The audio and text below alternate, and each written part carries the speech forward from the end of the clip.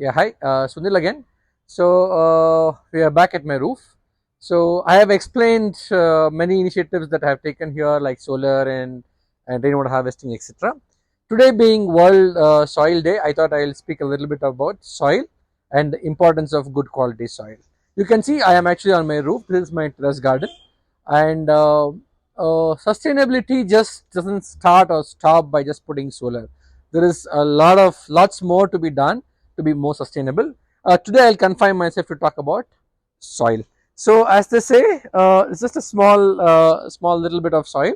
This houses perhaps a million microbes, and this is the basis. This is the basis of any kind of vegetation.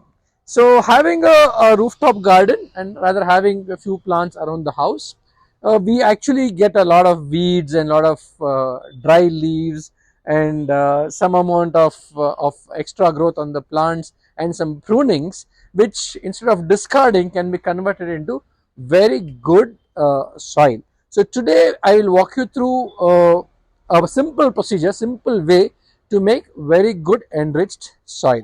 So in earlier videos I have actually spoken about how to manage the kitchen waste, the vegetable waste, etc., how to convert it into biogas and how to effectively make use of that.